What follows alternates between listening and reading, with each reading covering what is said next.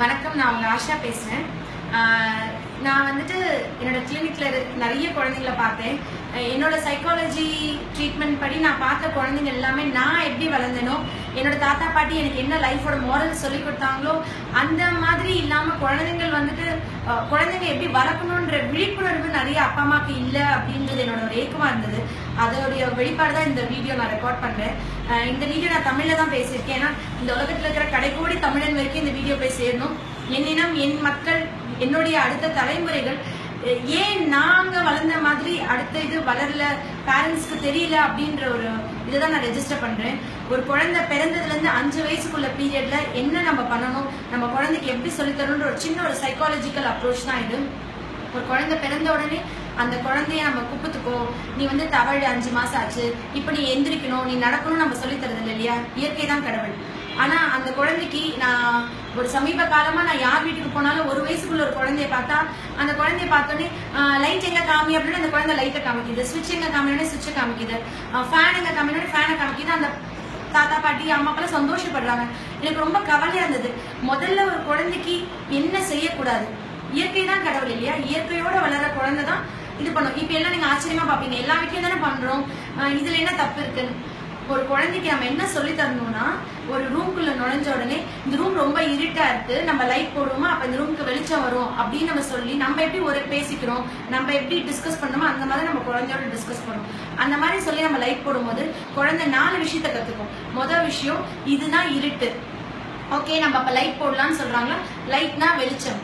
அப்பதான் குழந்தைக்கு இருட்டுக்கும் வெளிச்சத்துக்குள்ள மாற்றம், இதுதான் இருட்டு இதுதான் வெளிச்சம் நம்ம குழந்தைக்கு போய் சொல்லிக் கொடுக்க முடியாது இல்லையா? அப்ப அந்த குழந்தை 3ஆவதா ஓகே சயின்டிபிக் அட்வான்ஸ்மெண்ட், இதுதான் ஸ்விட்ச் இதுதான் லைட், ஸ்விட்ச் எது லைட் எதுன்னு சொல்லி கொடுக்கறது அறிவே கிடையாது. தயவு செஞ்சு இந்த வீடியோ பாக்குற யாரும் நான் வந்து உங்களோட வளர்ப்பு முறை தப்பா சொல்றேன்னு நினைக்காதீங்க. இதை நீங்க இந்த மாதிரி மாத்திக்கிட்டீங்கன்னா, ஏன்னா நம்மளோட கலாச்சாரம் என்ன, நம்மளோட வளர்ப்பு முறை என்ன, நம்மளோட தாத்தா பாட்டி எப்படி வளர்ந்தாங்க, அது வந்து ரொம்ப ரொம்ப குறைஞ்சிட்டு வருது இல்லையா? காலையில தூங்கி எந்திரிச்ச உடனே டிவி முன்னாடி வந்து உட்கார குழந்தைங்க நான் நிறைய பாக்குறேன். தூங்கி எந்திரிச்சு 1 மணி நேரத்துக்கு டிவி, மொபைல் போன்ஸ், லேப்டாப் குழந்தைங்க பார்க்க கூடாது. பார்த்தா குழந்தைங்களோட பிரெயின் அவ்வளோ டேமேஜ் ஆகும். நான் ரொம்ப பெருமையா நிறைய பேரண்ட்ஸ் என் குழந்தை மொபைல் போன் கொடுத்தா உள்ள போய் வெளியே வந்துடும், பூந்து விளையாடிடும் அப்படின்னு 1 மணி நேரம் 2 மணி நேரம் மொபைல் போன் கொடுத்தது பெருமையான விஷயமா நினைக்கிறாங்க. திருக்குறள் படிச்சு, ஆத்திச்சூடி படிச்சு, விவேகானந்தரை பத்தி தெரிஞ்சுட்டு, அப்துல் கலாம் இருந்த இந்த மண்ணில் ஏன் ஒரே ஒரு அப்துல் கலாம், ஒரே ஒரு விவேகானந்தர், ஏன் எல்லா குழந்தைங்களும் விவேகானந்தரா அப்துல் கலாமும் மாறல?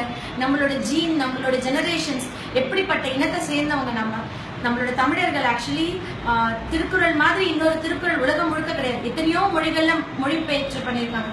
ஆனா நம்ம இன்னைக்கு என்ன நோக்கி குழந்தைங்களோட சாதாரண பேசிக்கான பிரின்சிபல்ஸ், லைஃபோட இது ஒரு சின்ன சின்ன விஷயங்கள் நான் சொல்றேன். உண்மையா இருக்கணும், நேர்மையா இருக்கணும், நம்ம ரொம்ப தைரியமா இருக்கணும், யாருக்கும் விட்டு கொடுக்கணும், நம்ம வந்து மன்னிக்கணும், அன்பு காட்டணும் அப்படின்றத நம்ம அம்மா அப்பா வந்து குழந்தைங்களுக்கு ஓகே எல்லா அம்மா அப்பாவும் இதெல்லாம் என் குழந்தை பண்ணணும்னு நினைப்போம். எத்தனை பேர் இதுக்கான விஷயங்கள், எத்தனை பேர் மனுநீதி சோழன் கதையோ இல்ல முல்லைக்கு தேர் கொடுத்தான் பாரின்ற கதையோ வீட்டுல சொல்லித்தரோம். ஏன் சொல்லி தரதுல? இது வந்து பொய் சொல்லக்கூடாது, ஏமாத்தக்கூடாது, திருடக்கூடாது, நம்ம வந்துட்டு பொறாமப்படக்கூடாது, ரொம்ப பெருமை பண்ணக்கூடாது, சூழ்ச்சி செய்யக்கூடாது, இந்த மாதிரி விஷயங்கள்லாம் நம்ம வந்து நம்ம குழந்தை செய்யக்கூடாதுன்னு நினைக்கிறோம். எந்த அப்பா அம்மாவும் என் குழந்தை பொய் சொல்லணும், திருடக்கூடாதுன்னு நினைக்கல. ஆனா 5 வயசுக்குள்ள இதெல்லாம் எந்த அப்பா அம்மா? நீதி கதைகள் யார் சொல்றீங்க? என்னோட ஃப்ரெண்ட், ரொம்ப க்ளோஸ் ஃப்ரெண்ட், ஆக்சுவலி அவங்களும் ஒரு டாக்டர் தான். அவங்க சொன்னாங்க, நான் எங்க வீட்டுல டிவியே வச்சில்ல, ஏன்னா டிவி பார்த்தா குழந்தைங்க கெட்டு போயிடுவாங்க, என் குழந்தைக்கு நான் வந்துட்டு லேப்டாப் மட்டும் தான் வைப்பேன், அதுல வந்து சாப்பாடு ஊட்டி விடும் போது மட்டும் டாம் அண்ட் ஜெர்ரி போட்டுவிடுவேன்னு சொன்னாங்க. நான் ரொம்ப அதிர்ச்சி ஆயிட்டேன். ஏன்னா முத ஒரு குழந்தைய கெடுக்கிற விஷயம் டாம் அண்ட் ஜெர்ரி. நிறைய பேர் இதை பத்தி ஒரு விழிப்புணர்வு இல்லாம டாம் அண்ட் ஜெர்ரி என்ன கெடுக்க போகுதுன்னு யோசிப்பீங்கன்னு நினைக்கிறேன்.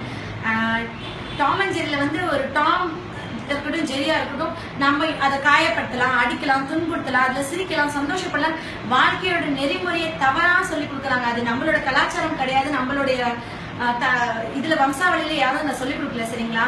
அது எதுவுமே இந்த ஃபாரின் பிராண்ட் ட்ரெண்ட்ஸ் மாதிரி இது கூட நம்மளுக்கு வேணாம். நம்ம ஏன் அந்த இதை ஃபாலோ பண்ணணும், நம்ம ஏன் அந்த பின்பற்றணும்ன்றத முதல்ல நீங்க நினைங்க. ஏன்னா அதுல எதுலயுமே லைஃபோட மாரலே இல்லை. முதல்ல குழந்தைங்க அதுலதான் மிக மோசமா மனநலவு பாதிக்கப்படுறாங்க. அப்புறம் தான் நான் என் ஃப்ரெண்ட் கிட்ட சொன்னேன். அப்ப அவன் வந்து இன்னொருத்தனை காயப்படுத்துவான் ஸ்கூல் அனுப்பிச்சாலும். அப்புறம் அவன் சொன்னான், ஆமா யாராவது வீட்டுக்கு வந்தா கூட என் குழந்தை வந்து அந்த குழந்தையோட பேச மாட்டான், அந்த குழந்தை தொந்தரவு பண்ணலனா கூட வீட்டை சுத்தி ஓடிட்டே இருப்பான், அவன் ஏன் ஓடுறான்னு எனக்கு தெரியல. என்ன சொன்ன, சிம்பிள் டாம் அண்ட் ஜெர்ரி. சொல்லுங்க, இந்த வீடியோ பாக்குற எத்தனை பேரோட வீட்டுல குழந்தைங்க சோட்டா பீம் பாக்குறதுல நீங்க சொல்லுங்க. சோட்டா பீம் பார்க்காத வீடு ஏதாவது இருக்கா?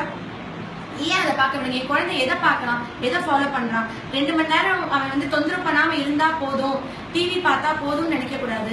கண்டிப்பா என் குழந்தை வந்து இதுதான் பார்க்கணும், இதைதான் ஃபாலோ பண்ணணும், இந்த பிரின்சிபிள் தான் பண்ணணும் அப்படின்றது நம்ம இருக்கணும். சரிங்களா?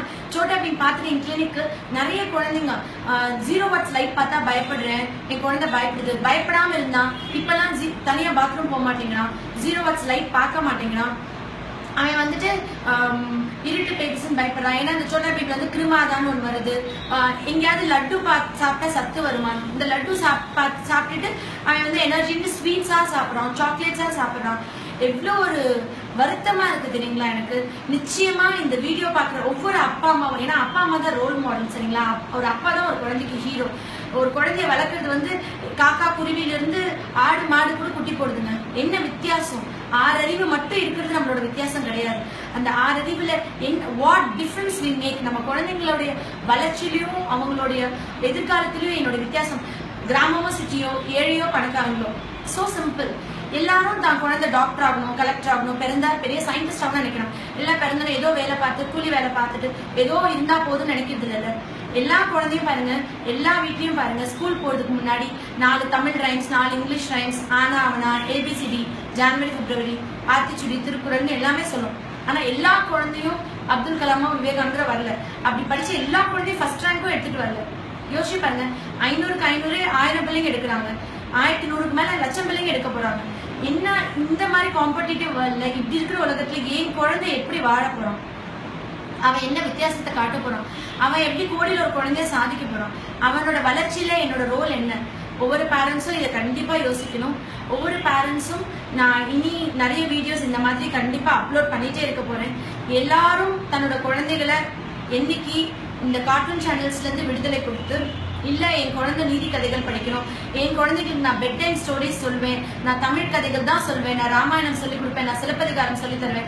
இதுக்கு டாக்டரா இருக்கணும், கலெக்டரா இருக்கணும் தேவையில்லைங்க. எழுத படிக்க தெரிஞ்சா போதும். தமிழ் ராமாயணம், தமிழ் சிலப்பதிகாரம் எல்லாமே தமிழ்ல இருக்குங்க. நம்மளோட தமிழ் நீதிமொழிகளும், தமிழ் கதைகளும், தமிழ் கலாச்சாரத்தையும் நம்மளோட குழந்தைங்களுக்கு சொல்லிக் கொடுத்தாவே போதும். இன்னொரு விவேகானந்தர் வந்துருவாங்க. இது வந்து இல்ல குழந்தை பிறக்கும் போதே ஜீனியஸா இருக்கணும், அதெல்லாம் வந்து பார்ன் ஜீனியஸ் நீங்க சொல்ற மாதிரி உலகத்துல யாருமே கிடையாது.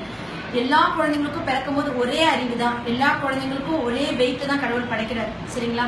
அந்த குழந்தைய 5 வயசு, நான் ரொம்ப நாள் சொல்றேன், 5 வயசுக்குள்ள என்ன அம்மா அப்பா மோல்ட் பண்றாங்களோ, அதுக்கப்புறம் அந்த குழந்தைய ஒரு குப்பை மேட்டில் நீங்க விட்டாலும் அவன் மாணிக்கமா வைரமா வந்துருவான். நம்ம வந்து அதுக்கு எதுவுமே பண்ணணும்னு தேவையில்லை. நீங்க சொல்றீங்க தாமஸ் ஆல்வா எடிசன் பத்தி ஒரு சின்ன கதை சொல்றேன் கேளுங்க. தாமஸ் ஆல்வா எடிசனோட அம்மாவுக்கு ஒரு லெட்டர் வந்ததான் ஸ்கூல்ல இருந்து, உங்க குழந்தை மூளை வளர்ச்சி இல்லாதவன், ரொம்ப சேட்டை பண்றான், அவனை எங்களால பாத்துக்க முடியாது, நீங்க ஸ்கூலுக்கு அனுப்பக்கூடாது. அந்த லெட்டரை அவங்க எடிசனோட அம்மா வந்து அவங்களுக்கு எப்படி படிச்சு காமிச்சாங்க தெரியுமா? அவங்க அம்மா சொன்னாங்களா, நீ வந்து உலகத்திலே புத்திசாலியான குழந்தையா, உனக்கு சொல்லிக் கொடுக்குற அளவுக்கு உங்க ஆசிரியர்களுக்கு அறிவு இல்லையா, உங்க அம்மாவே உனக்கு சொல்லிக் கொடுக்க சொல்லியிருக்காங்க, நான் உனக்கு இனி டீச்சரா இருப்பேன்னு அழுதுட்டே அவங்க பையனை கட்டி பிடிச்சு சொன்னாங்க. அந்த பையனுக்கு அப்ப ஒண்ணுமே புரியலையா, அவங்க அம்மா தான் அவங்களோட ஆசிரியரா இருந்தாங்க. உலகத்துக்கே வெளிச்சம் கொடுத்த எடிசன், சரிங்களா, அவரோட கதை இது. எல்லாருமே பிறந்ததுல இருந்தே ஜீனியஸ், பிறந்ததுல இருந்தே இதுன்னு கிடையாதுங்க. 5 வயசு வரைக்கும் அம்மா அப்பா என்ன சொல்லித்தராங்க அந்த குழந்தை தான் உலகத்தையே திரும்பி பார்க்க வைக்கும்.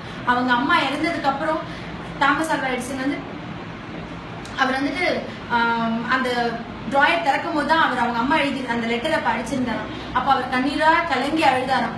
அப்ப ஒவ்வொரு குழந்தையும் ஒரு விவேகானந்தராவோ, புத்தராவோ, ஒரு ஐன்ஸ்டீனாவோ, ஒரு நியூட்டனாவோ வரணும்னா அது அம்மா அப்பா கையில தாங்க இருக்கு. அந்த குழந்தைங்களோட கிரியேட்டிவிட்டி என்னன்னு தெரிஞ்சுக்காம, அந்த குழந்தை எது சாதிக்க பிறந்திருக்கான்னு தெரிஞ்சுக்காம, எல்லா குழந்தைங்களும் டிவி முன்னாடியும் கார்ட்டூன் சேனல்ஸ் முன்னாடி போட்டு தயவு செஞ்சு அந்த குழந்தைங்களோட ஃபியூச்சரை எடுத்துறாதீங்க. எந்த ஒரு குழந்தையும் ஒரு நாளைக்கு ஒரு தடவையாவது கட்டி பிடிச்சி அரவணைங்க. அந்த கம்ஃபர்ட், அந்த கட்டி பிடிக்கும்போது அந்த குழந்தை ஒரு செக்யூரிட்டி ஃபீல் பண்ணும்.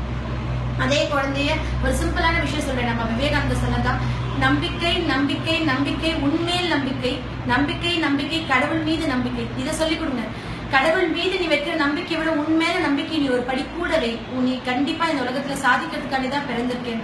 அந்த குழந்தை நிச்சயமா சாதிக்கும். அந்த குழந்தை சாதிக்கிறதுக்காண்டி பிறந்திருக்கிற குழந்தைன்றது முதல்ல அம்மா அப்பா உணரணும். குழந்தையோட அல்டிமேட் எய்ம் என்ன தெரியுங்களா? அப்பா அம்மா சந்தோஷப்படுத்துறது தான். குழந்தையோட அல்டிமேட் போதை என்ன தெரியுமா? கைத்தட்டல். கைத்தட்டலுக்கு மயங்காத குழந்தை இந்த உலகத்திலே இல்லை. உங்க குழந்தை பண்ற சின்ன சின்ன விஷயத்தை பாராட்டுங்க, கைத்தட்டுங்க, என்கரேஜ் பண்ணுங்க. எல்லாரோட